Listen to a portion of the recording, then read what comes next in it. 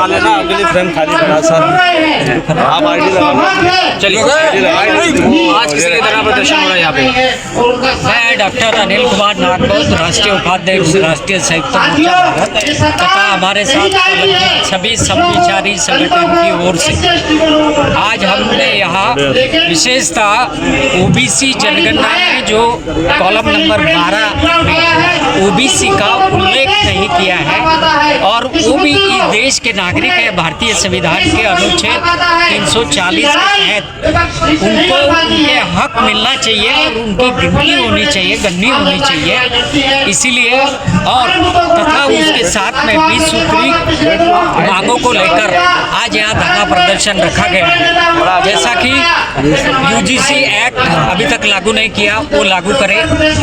जो नीट का paper leak करने वाला धर्मेंद्र प्रधान शिक्षा मंत्री है, वो तत्काल इस्तीफा दे। महाबोधि ट्रस्ट का जो एक्ट है 1949 का, वो तत्काल प्रभाव से रद्द करके वो महाबोधि महाविहार बुद्धों के हवाले करें। ईवीएम बैन करे और बैलेट पेपर से चुनाव करें। अभी हफ्ता भर पहले दिल्ली के हाई कोर्ट ने जजमेंट दिया है कि ईवीएम बैन करके बैलेट से चुनाव कराए, परंतु अभी तक में उसकी अमल बजावनी नहीं हुई। उसकी अमल बजावनी विदर्भ जैसे छोटे राज्य करना चाहिए। महिलाओं को 50% आरक्षण देना चाहिए। बेरोजगारों को उनका बेकारी भत्ता मिलना चाहिए। जो बैकलॉग है 45 लाख का ही देश में, वो बैकलॉग तत्काल प्रभाव से पूरा करना चाहिए।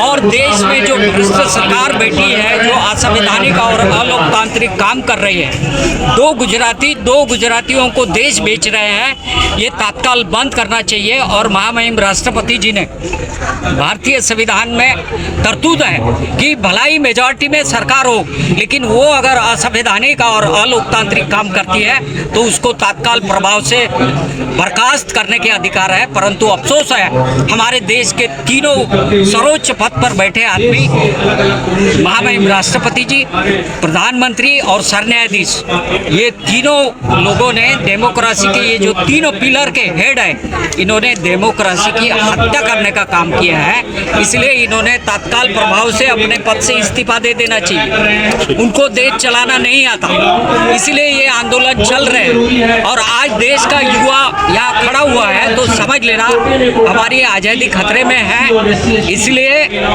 उनके हक और अधिकार दिलाने के लिए ये नैतिक जिम्मेवारी थोड़ी सी भी कुछ बची है इन लोगों में, तो तत्काल प्रभाव से इस्तीफा देना चाहिए और भारतीय संविधान का अमल करना चाहिए। अगर आपको संविधान नहीं समझता तो सर्वोच्च न्यायालय से गाइडलाइन लेनी चाहिए। सर, जो मांगे आपकी पूरी नहीं होती तो अगला स्टेप क्या होगा आपका? अगला स्टेप ये होगा कि हम सभी राजकीय सांस्कृतिक को हम यूनाइट कर रहे पूरे देश में, और आगे में हम ये आंदोलन तेज करने के लिए भारतीय संविधान की सुरक्षा जन आंदोलन बनाने के लिए पूरे राज्यों में इसका जन आंदोलन का स्वरूप आएगा। और तब इस सरकार को पता चलेगा कि संविधान की अहमियत क्या है। ठीक।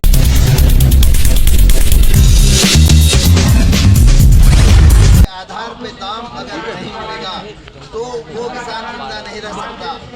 मोदी जी सत्ता में आने के पहले उन्होंने ये वादा किया था कि हमारी सरकार जब आएगी तो हम 1.5 गुना मुनाफा किसानों को देंगे। 1.5 गुना तो छोड़ दो, और दूसरे पंचवार्षिक में 2 गुना मुनाफा किसानों को देंगे। तो 2 गुना और 1.5 गुना तो छोड़ दो, आज उत्पादन का लागत खर्च किसानों का जो है तो वो भी उन किसानों को नहीं मिल पाता। और ऐसा ही अगर चला तो देश में अराजकता इतनी बड़ी फैल जाएगी कि आखिर तो हम लोग इंसान हैं, और इंसान का स्वभाव क्या होता है मैं आप लोगों को बता दूं। मैंने इसकी परिभाषा ऐसी बनाई है, तन की हवस मन को गुनहगार बना देती है। मन की हवस मन को गुनहगार बना देती है। जन्म से कोई इंसान गुनहगार तो नहीं होता, मगर पेट की भूख इंसान को शैतान बना देती है। और इसलिए इस देश में इस अराजकता को मिटाने के लिए हम लोगों को इकट्ठा होकर सभी राजनीतिक दल जो भी हमारे भाई विचारों के हमारे साथ जुड़ने वाले, हम उनके साथ जाने के लिए तैयार है। और इस देश में एक समग्र क्रांति खड़ी करते हुए इस सरकार के खिलाफ में सारे भारतवर्ष में ये लड़ाई हमको लड़ना पड़ेगा। और इसलिए ये टोकन कार्यक्रम हमने यहाँ पे लिया है, वो कुछ भी कह दे, लेकिन एक अच्छे शायर ने लिखा है, गुलिस्तान में फूलों का जब कत्ले आम होता है, गुलिस्तान में फूलों का जब कत्ले आम होता है, अंजाम कुछ भी हो मगर बागिया बदनाम हो सकते, क्योंकि आप जो फूल खिला रहे हो देश और विदेश में जा करके, तो अब इस देश की जनता भी पूरी समझदार होने लगी है। और इसलिए ना इस देश का किसान, ना इस देश का बेरोजगार, ना इस देश का मध्यम व्यापारी, ये सब के ऊपर में आपके खाली पूरी अदानी अंबानी जैसे लोग हैं, आप उनकी प्रॉपर्टियाँ हजारों % से बढ़ा रहे हो, लेकिन आम आदमी का आज जिस देश में विचार नहीं रहता होगा, तो वो राजनीतिक दल को आप पैसे के भरोसे कब तक टिकाए रहोगे। और वो आह्वान देने के लिए कहा, हम आज ये संयुक्त मोर्चा के माध्यम से आज यहाँ पर ये एक टोकन कार्यक्रम यानी धरने का दिए हैं। इसके बाद हम पूरे देश में एक बहुत बड़ा व्यापक आंदोलन का कार्यक्रम जाहिर करने वाले हैं, और जनता से मैं अपील करूंगा कि वो कार्यक्रम में आप लोग हम लोगों को समर्थन दें, और इस देश की ये भ्रष्ट आज अगर विचार किया जाए तो विश्व में तो शायद पहला नंबर लग जाएगा भ्रष्टाचार के मामले में भारत का। तो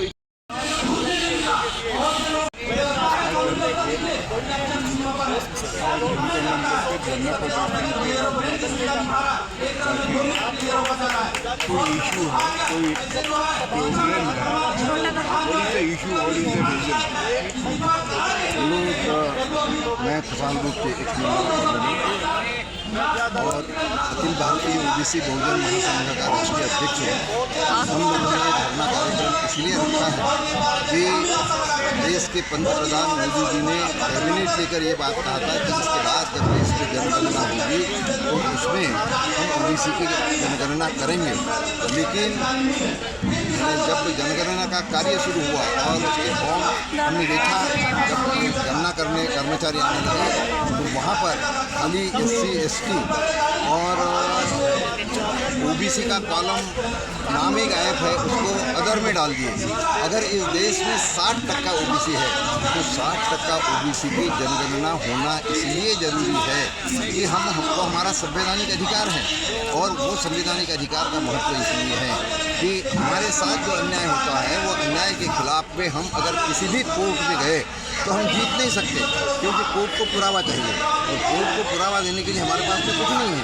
और इसलिए हम सारे देश के अंदर ये जन जागृति कर रहे हैं, और ये जंतर मंतर में बैठकर यहाँ से दिल्ली से पूरे देश में एक मैसेज जाए कि ओबीसी के साथ में जो अन्याय हो रहा है उस अन्याय के खिलाफ में ये हमारी लड़ाई आज से हमने यहाँ शुरू कर दिया इस देश में, और ये हमारा आंदोलन हम पूरे देश में चलाएंगे, जिसके कारण ओबीसी SC ST और ये ओबीसी की लड़ाई खाली आरक्षण प्रति सीमित नहीं है, तो देश के किसान, मजदूर, बेरोजगार, इन सब लोगों के जो विषय हैं तो इनको लेकर है। आज देश में पढ़ाई शिक्षा की स्थिति बहुत ही दुरावस्था में चल रही है।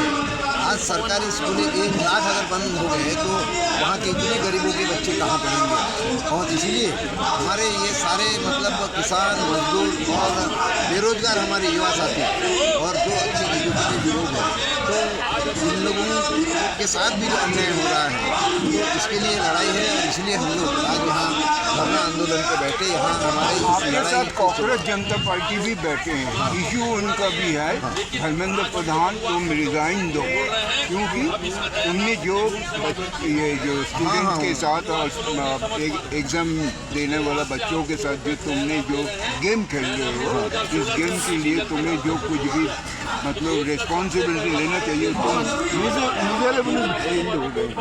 आज यहाँ पे 10 दिन हो गए हैं, ये कांग्रेस जनता पार्टी बैठे हुए हैं, आपकी रिजाइन में क्यों आप रिजाइन नहीं दे रहे? आप क्या बोलना चाहते हैं? नहीं, मैं तो कहता हूँ कि धर्मेंद्र प्रधान ने रिजाइन देना चाहिए, कांग्रेस जनता पार्टी वालों की जो मांग है।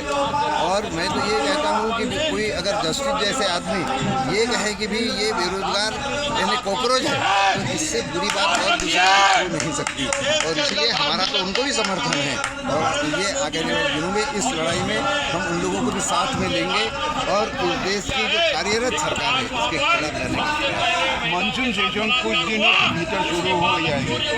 यहाँ पे जंतर मंतर पे जनता पार्टी का इशू, आपका इशू, ये सब चीज़ क्या मतलब इस चीज़ को उठाया जा सकता है? बिल्कुल ये लड़ाई की शुरुआत यहाँ से हमने की है जंतर मंतर से, और ये आज हम पूरे देश तक ले जाएंगे और ये व्यभिचार भ्रष्टाचारी सरकार को हटाने के लिए हम कमर कसेंगे। धन्यवाद।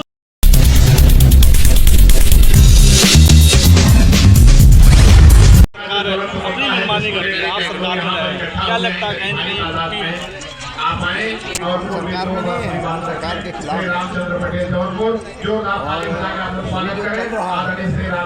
वहाँ बहुत ही गलत चल रहा है। इन लोगों को सत्ता की मस्ती और भ्रष्टाचार का पैसा इतना ज़्यादा हो गया है, जिसके कारण ये खरीदी बिक्री इस देश के अंदर जो चल रही है, ये इस देश के प्रजातंत्र के लिए बहुत ही घातक है। उन्हें बाबा साहब ने एक बात कही कि जितनी जिसकी संख्या भारी उतनी उसकी भागीदारी, लेकिन आज ऐसा नहीं है। अगर ऐसा होता तो वीपी सिंह साहब जब मतलब प्राइम मिनिस्टर थे तब उन्होंने मंडल आयोग पूरा लागू नहीं किया था, खाली 2-3 ही शर्तें लागू की, जिसमें एक एजुकेशन था और दूसरा जो है वो शासकीय नौकरियाँ थी। तो ये 2 बातें लागू की, जिसपे अभी जो 27% आरक्षण की बात चलती है वो 27% आरक्षण नहीं, वीपी सिंह साहब ने तो 50% आरक्षण की बात की थी। लेकिन ये जो अलग विचार के लोग हैं, जिसको हम मनुवादी भी कहें तो कोई हरकत नहीं है, तो इन लोगों ने कोर्ट में गए ये, और उस कोर्ट के माध्यम से क्रिमिलेयर और नॉन क्रिमिलेयर ये नया लफड़ा शुरू किया। संविधान में कहीं पर भी क्रिमिलेयर नाम का उल्लेख नहीं है, और इसलिए हमारी जो मांग है कि एक क्रिमिलेयर नाम के ये भी खत्म किया जाए, और अगर इस देश में 60% ओबीसी है तो कम से कम 50% आरक्षण बहाल करना चाहिए। जैसे बाबा साहब ने संविधान बनाते समय में अगर इस देश में 8% यह एसटी है तो उनको 60% आरक्षण दिया, 15% शेड्यूल कास्ट है तो उनको 14% आरक्षण दिया, उन्होंने भेदभाव नहीं दिया। और इसलिए उन्होंने कहा था कि 52% ओबीसी है तो उनको 50% आरक्षण रहना चाहिए। ये उस समय बाबा साहब ने कहा, और इसके कारण संविधान का जो अपमान हो रहा है, अनादर हो रहा है, तो ये हमारा धरना उसी के लिए वीपी सिंह साहब ने कैबिनेट के मंत्री बुलाई और कैबिनेट के मीटिंग में ये बात कही कि हम ओबीसी की जनगणना करेंगे, लेकिन नीयत इनकी ठीक नहीं है, और इसके कारण इन लोगों ने वो जनगणना का विषय टाल दिया। तो क्या लगता है 2029 का जो आने वाला चुनाव है वो बदलाव में जाएगा? हाँ, हम तो पूरा प्रयास करेंगे देश में ये पूरा अलग जगाने का कि ये आज की मोदी की सरकार, भारतीय जनता पार्टी की सरकार, ये आज तक के इतिहास में सबसे भ्रष्ट सरकार है और कानून के बाहर चलने वाली सरकार है। संविधान का नाम लेती है लेकिन संविधान के खिलाफ काम करती है, और इसलिए इस सरकार को बने रहने का ये देश के जनता तक पहुँचाओगे। इस देश में ना किसान के हित की बात होती है, ना बेरोजगारों के हित की बात होती है, ना महिलाओं को उनके राइट देने की बात होती है। ये सब किया होगा तो पहले तो महिलाओं के आरक्षण की बात 25% ये आरक्षण डॉक्टर बाबा साहब अम्बेडकर के नाम से मराठवाड़ा विद्यापीठ का नाम अगर किसी ने दिया होगा तो स्वयं शरद चंद्र पवार साहब ये महाराष्ट्र के मुख्यमंत्री थे, और उसके लिए उनको उनकी सत्ता गंवानी पड़ेगी तो चलेगा, लेकिन मैं बाबा साहब का नाम वो महाविद्यालय को, यूनिवर्सिटी को मराठवाड़ा यूनिवर्सिटी को देने की बात। इसके कारण हम लोग शहीद फुले अम्बेडकर के विचारों को मानने वाले लोग हैं, उनके इन विचारों के आधार पर पूर्वगामी विचारों को इस देश में कायम करने का हमारा थैंक यू। मैं रोहतास कंवर दिल्ली देहात से हूँ मैं, और संयुक्त राष्ट्र मोर्चे का दिल्ली का अध्यक्ष हूँ मैं। आज अपने संगठन के तत्वाधान में एक मीटिंग का आयोजन किया गया, जिसमें देश की विभिन्न समस्याओं पर शांतिपूर्वक अनुशासन में रहते हुए अपनी मांगों को प्रदर्शित किया गया। ज्ञापन के रूप में राष्ट्रपति हमारी समस्याएं हैं, हमारे नौनियाल हैं, हमारे बच्चे हैं, हमारे युवा हैं, उनको रोजगार का प्रावधान उसकी डिमांड की गई है। दूसरा जो पेपर लीक है उसके बारे में आ गया है। तीसरा ये है हमारे दिल्ली के आदमी 1971 में जमीन मिली हुई थी, उसमें कुछ आदमियों को भूमिदर कर दिया गया, कुछों को भूमिदर नहीं किया गया। उसकी मांग है दिल्ली देहात में जो बचे हुए 74 जमीन मिली है उनको भूमिदर किया जाए।